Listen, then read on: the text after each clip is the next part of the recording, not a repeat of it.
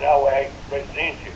But the worst thing though, because you go down from Vegas, you gotta go down south and swing up on, I think it's 15 or is it some other highway to go back into Las Vegas that way. And man, it's once I get over there into Vegas, then I feel better. But once I get in that desert, I told everybody, we're going to leave at midnight. And once I start going around midnight, if you see me going, we're leaving at midnight because I want to get across that desert before daybreak. And they say, okay. So we get in the car by midnight, get out of Las Vegas, get into, but well, it was around about 6 or 7 o'clock in the morning. Then I know, and then from there, I just travel up 5, and it's easier for me to travel that way. I just don't like just traveling in that desert, because something about that desert traveling, I just don't like it. Yeah, Roger that. I tell you, when I was in the service down there in 29 Palms, me and several of my buddies, you know, we get together once a month, maybe once every 2 months, and drive up to Laughlin or all the way up to Vegas. But I remember when my first trip down there to Laughlin went up 62, and I don't remember the highway off of down there. I don't remember the name of the highway, but anyway, they kept telling me, just don't run over no Indians, you know, and I kind of laughed it off, you know, and they said, seriously, just make sure you don't run over no Indians. And again, I laughed it off, you know, but sure enough, you know, after the sun goes down, a lot of them Indians would lay out there on the asphalt to stay warm. And, yeah, you'd be driving along there, and within 10, 15 miles, you'd drive by 15 or 20 Indians literally sleeping on the asphalt out there. Over. Wow, that is strange. That is weird. Because, yeah, because, you know, it's when we come up, we go up by, go up north, toward, I have to think of the town offhand, where, Hampton's up there, Framingham. Anyway, a little bit of desert town out of Vegas. So we go up that way and travel up that way a little bit and go across.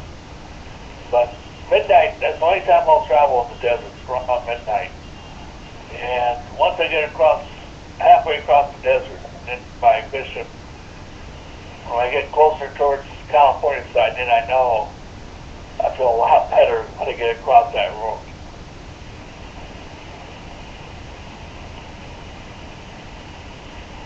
Yeah, Roger. Yeah, coming out of, what is that, Barstow down there, 58, going up toward, going to Bakersfield from Needles and stuff like down there. Boy, that's a long distance drive. But they've really built up that highway all down around there, too. So nothing stays the same. They're always building it and trying to make it bigger and better, but it just, to me, it just makes it more hectic. You know, all those old highways are gone. They're putting in new ones. But yeah, driving, I used to hate driving from Bakersfield to Tehachapi. Or not Bakersfield, but Barstow to Mojave. That was always a long, desolate drive there across that desert. Over. Oh, yeah. You know, somebody goes, what's that air base out there? And he goes, I think that's Vandenberg out there. That's not Vandenberg, but one of the big Air Force bases out there still running out there. Oh, okay. So we go up the hill, on the other side of Bakersfield, and go up the hill up there to the mountains there. As soon as you get on the other side, hit that desert, man, it's like, ugh, why do I have to travel this way? But I like to do it at night, because it's easier for me to drive at night, so that way people can sleep, and I can travel easier that way by night. That way it's a lot simpler. That way, once I get across the desert, I'm all right. In Central Valley, no problem. Other than that, I will travel during the day, daylight.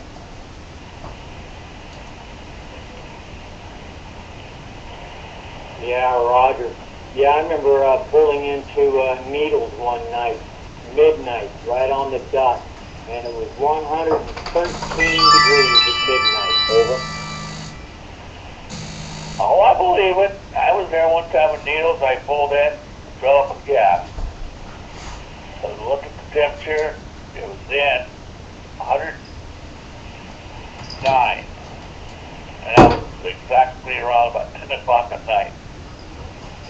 And as soon as I filled up with gas, the Needles, then I thought, okay, fine, I can make it across into Buttonwillows from here. And so I fill up again and top the tank off. And as soon as we get to Buttonwillows, around about 7 o'clock, I said, okay, everybody, we're going to stop for about 2 hours. We're going to get a little for breakfast. Me, I'm going to stretch out a little bit.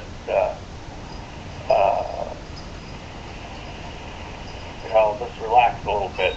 Okay, 2 hours, that's plenty of time. Then from there, it's easy. Everybody asks me, sure you want me to drive mine? No, I'll drive all the way. This man, Mike, says, you got out. Says, you drive like an old bus driver. You just keep on going. Says, yeah. It's like maybe,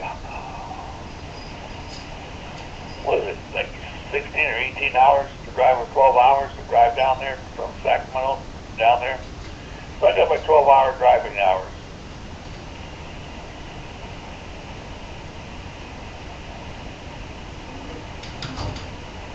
Yeah, right. Yeah, once you hit that desert, it gets long. And going up to Hamsphere, that gets slow. And I come across Hamsphere one time with the wind blowing so hard. I was driving my old 65 Chevy pickup, and it had a standard transmission. And that wind was blowing so hard coming up to Hamsphere that I literally burned up my clutch, trying to fight them winds. And ended up spending the night on the side of the road, getting the tow truck the next day when a highway patrol come by. But yeah, that's a crazy place, and I never could understand why people lived out there. Over. You're right. You're absolutely right. In fact, once you get on top of the Hatchbees, coming across the desert into the Hatchbees that way, I always remember this guy. One time, saw a tanker truck on fire, and it was burning. And we're like, man, that must be a heck of a fire going. So the highway patrol stopped us, and the cop was talking to us. I go, wow. Well, I don't know what happened. The tanker truck just exploded on the side of the road there. I go, ugh. But the guy, part of the cab of the guy was sitting on top of the hill burning, because he was still in it. So, every time I think about that, every time I go by that stretch there, I just look at myself. I go, well, at least he didn't suffer.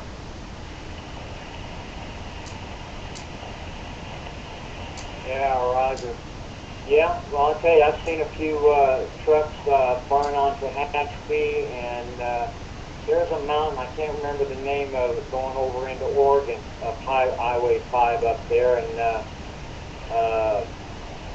I'd heard that a lot of those truck fires were caused from clutches catching on fire. It just gets so hot and they catch on fire, but yeah, that's a Hamsphere, that's quite a climb, especially if them winds are blowing up there. Over. Oh yeah, that's for sure. In fact, that's why trains, when they go across to Hatchby, they have to go so slow because they have to put the brakes on and brake going down the hill. And then if the brakes fail, it's like a runaway train. They just keep on going until the train doesn't stop, until it hit the bottom somewhere. But still, that's still a long ways up there, but still. Don't want to think about it or driving anymore. Sometimes I kind of wonder. But, yeah, it's been a long time since I tried to have to be in this area up that way. The best route I've come to find out was traveling 101 from Los Angeles to Monterey. Now that is a beautiful ride going up that hill, going up that way. Because I took it a couple of times going across there. I think it's 40 or 44 going across, then over by the next town above San Luis Obispo.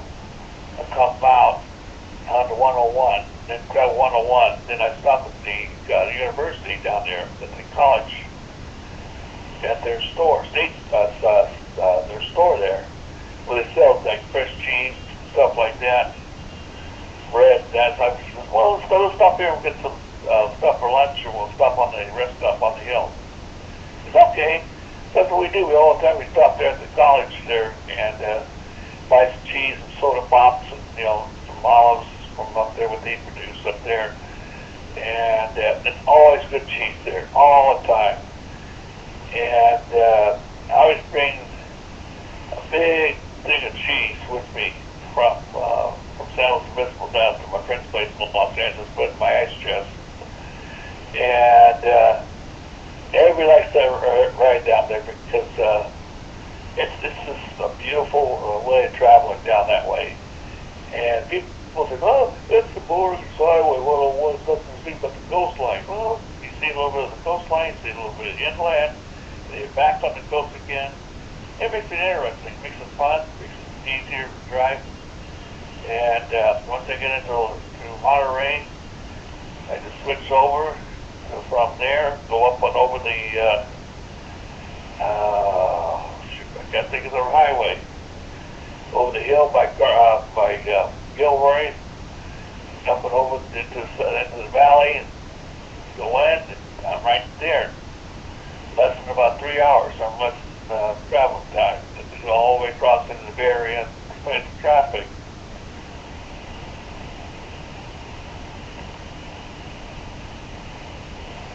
Yeah, Roger. Yeah, I've driven that route quite a few times. I love driving the old Highway 1 and 101.